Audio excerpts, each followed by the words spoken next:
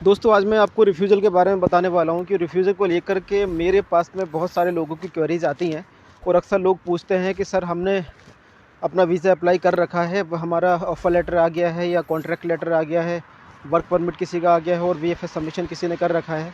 तो उनका ये है कि सर हमने ऐसी वीडियो देखी है, वैसी वीडियो देखी है, कोई कहता है बहुत रिफ्यूज़ल आ रहे हैं, कोई कहता है ये है, कोई कहता है वो।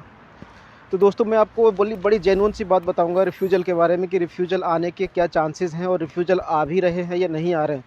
तो इस बारे में मैं आज आपसे बात करूंगा सिर्फ़ और सिर्फ रिफ्यूज़ल के बारे में कि रिफ्यूज़ल क्यों आता है, क्या आपका भी रिफ्यूज़ल आ सकता है या नहीं आ सकता।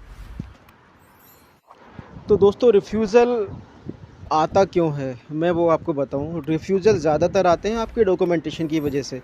अगर आपका कोई डॉक्यूमेंट्स लगा हुआ है गलत या फिर आपका वर्क परमिट ही फेक है, और फ़िलहाल तो रिफ्यूज़ल उसमें भी आ सकता है अगर आपने एकोमोडेशन लेटर नहीं लगा रखा है, तब भी आपको रिफ्यूज़ल आ सकता है। तो रिफ्यूज़ल आने की बहुत सारी वजह हैं। सबसे बड़ी वजह मैं आपको रिफ्यूज़ल की बताऊं, क्योंकि क्रोएशिया में वीज़ा सबमिशन बहुत ज़्यादा हो रहा है, ये तो आपको सबको पता ही है। लेकिन जो लोग पहले से काम कर रहे थे वो तो कर ही रहे थे, लेकिन बहुत सारे नए लोग भी काम कर रहे हैं जो लोगों का वीज़ा लगवा रहे हैं। तो नए लोगों को भी इतना एक्सपीरियंस नहीं है कि प्रॉपर डॉक्यूमेंटेशन कैसे किया जाता है। दूसरी बात, जब इतने वीज़ा आते हैं और इतना काम होता है, क्रोएशिया पर इतने बड़े लेवल पर हायरिंग हो रही है, तो उसमें ये भी है कि लोग फ्रॉड भी आते हैं। फ्रॉड एजेंट भी हैं, जेन्युइन एजेंट भी हैं। तो लोग आपको फेक वर्क परमिट भी दे सकते हैं, जिसकी वजह से आपका रिफ्यूज़ल आ सकता है। तो फेक डॉक्यूमेंट्स रहेंगे तो 100% रिफ्यूज़ल आएगा ही आएगा। आप डॉक्यूमेंट्स चेक करने का तरीका देखें क्या है। अगर आपका वर्क परमिट आया है तो आप मुझे भी भेज सकते हैं, मैं भी आपको चेक करके बता सकता हूँ वर्क परमिट आपका रियल है या फेक है। अगर फेक वर्क परमिट आप वीएफएस सबमिशन करोगे फेक वर्क परमिट के साथ में, तो 100% रिफ्यूज़ल आएगा ही आएगा।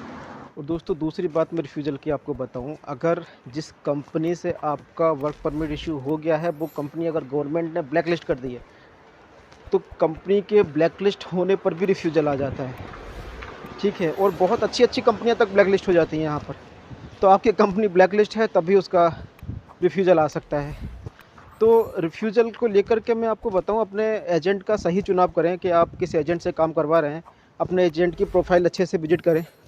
आपके एजेंट ने जिन लोगों को भेज रखा है एक्सपीरियंस है या उसको या नहीं है, जिन लोगों को भेज रखा है उनसे भी बात करने की कोशिश करें कि हाँ वो प्रॉपर वहाँ पर पहुँचे हैं या नहीं पहुँचे हैं। तो रिफ्यूज़ल मैं आज की डेट में बताऊं तो रिफ्यूज़ल नहीं आ रहे हैं। ठीक है, फ़िलहाल तो कोई रिफ्यूज़ल नहीं आ रहा है किसी का भी। मैंने बहुत लड़के आते हुए देखे हैं, 100-150 तो मेरे सामने ही आ चुके, ज़्यादा आ चुके उससे। और ऐसे ऐसे लोग आए हैं जिनसे कुछ भी नहीं आता, इंग्लिश तो आती ही नहीं है, फिर भी वो कोई दिक्कत नहीं है ऐसी। तो डॉक्यूमेंट्स प्रॉपर हों, ओरिजिनल डॉक्यूमेंट्स अगर आपके हैं तो 99% चांस है आपका वीज़ा आने का। लेकिन उसमें फेक डॉक्यूमेंट्स है, क्योंकि मेरे साथ ही एक दोस्त ने वीएफएस सबमिशन किया था, उसका रिफ्यूज़ल आ गया था।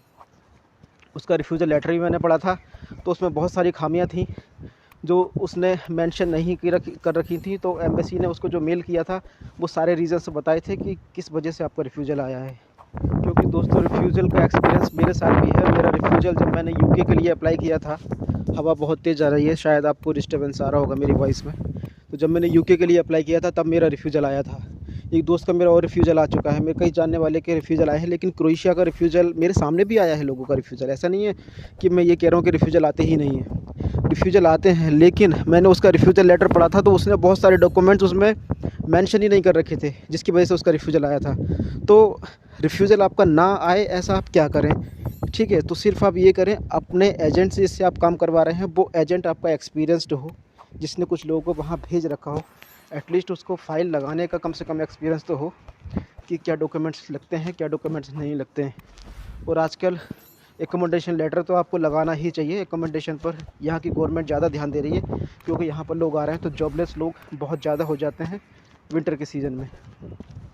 बाकी तो यहाँ का वीज़ा सक्सेस रेशियो अभी भी अच्छा है, कोई दिक्कत नहीं आ रही है। बहुत लोग आ रहे हैं और सबको वीज़ा मिल रहा है।